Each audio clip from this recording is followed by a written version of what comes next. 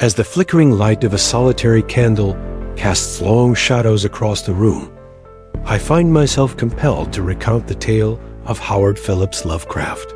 For years, I lived in his proximity, witnessing the strange experiences that shaped his life and the horror that haunted him until his final breath. This is not merely a biography, but a descent into the depths of a mind touched by cosmic dread. Providence, Rhode Island, 1890. The air hangs heavy with an unseen malevolence as Howard Phillips Lovecraft draws his first breath on August 20th. Born into a world of Victorian propriety, young Howard's fate was sealed from the start.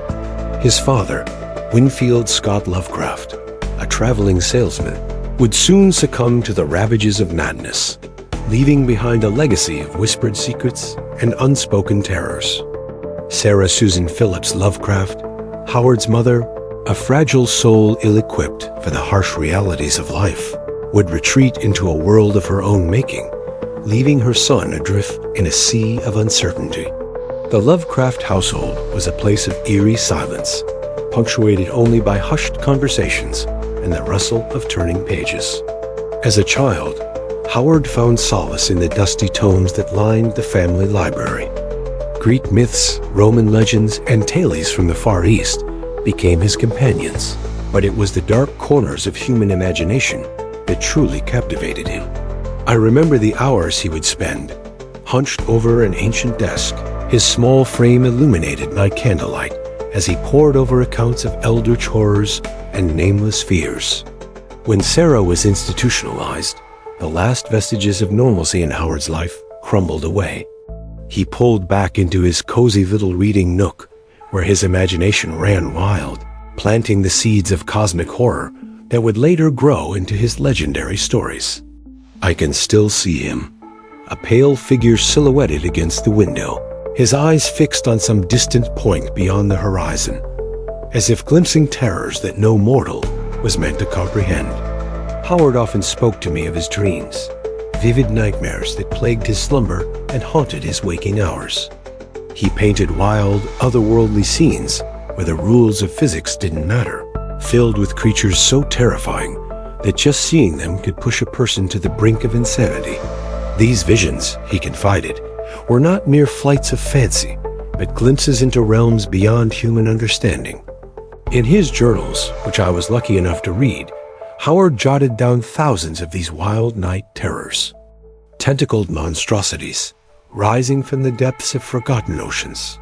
Ancient cities built by non-Euclidean geometries, in skies filled with colors that had no name in any human tongue. It was on this fragile border between sleep and insanity that Howard's literary genius was born, a twisted offspring of fear and imagination. As Howard grew into a young man, he clung desperately to the cold comfort of rationalism. Science became his armor against the growing chaos, a solid refuge in a world that felt more and more unpredictable. Yet, even as he embraced the scientific method, a darker aspect of his personality began to emerge. Howard's letters from this period reveal a man consumed by fear, not just of the cosmic unknown, but of the changing world around him. His xenophobia and reactionary views cast a long shadow over his work and personal relationships. I witnessed firsthand the contempt with which he regarded immigrants and foreign cultures, his words dripping with a venom that seemed at odds with his otherwise gentle demeanor. It was as if, in his quest to make sense of a universe indifferent to human existence, Howard had retreated into a fortress of outdated ideals and racial prejudice.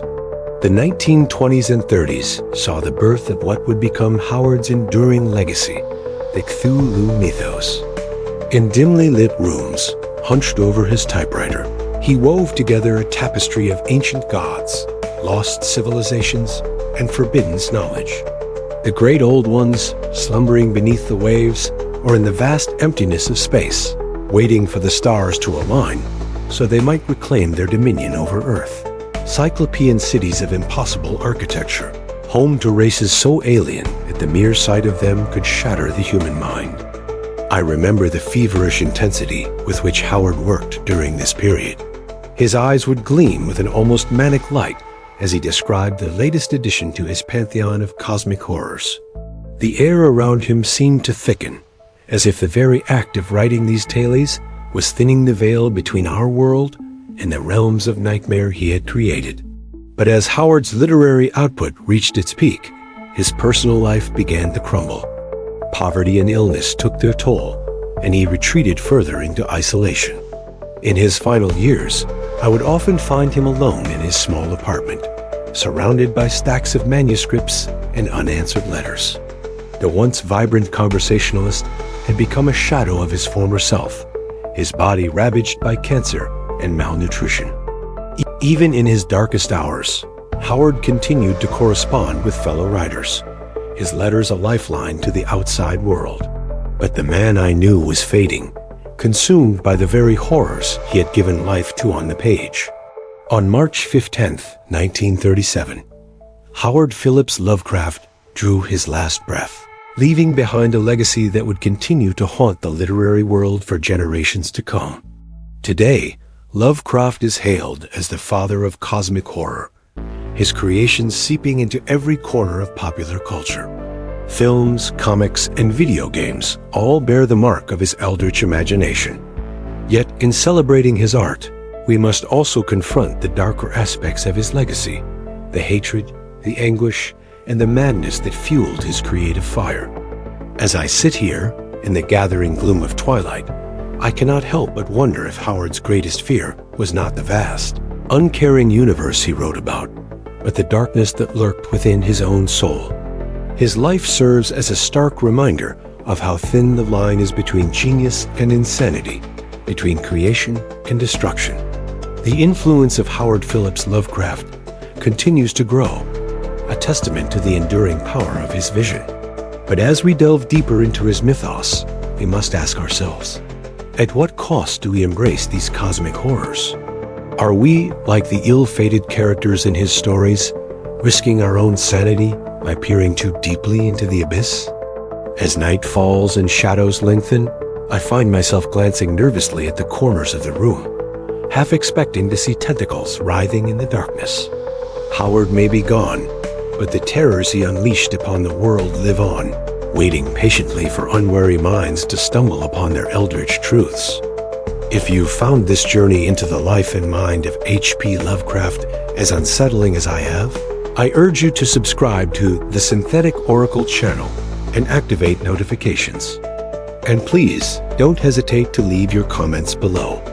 Our explorations of literature's hidden depths are far from over, and who knows what other dark corners of human creativity we might illuminate in future episodes. But for now, as the candle gutters and the night presses in, I bid you farewell, and pay attention to what you dream about.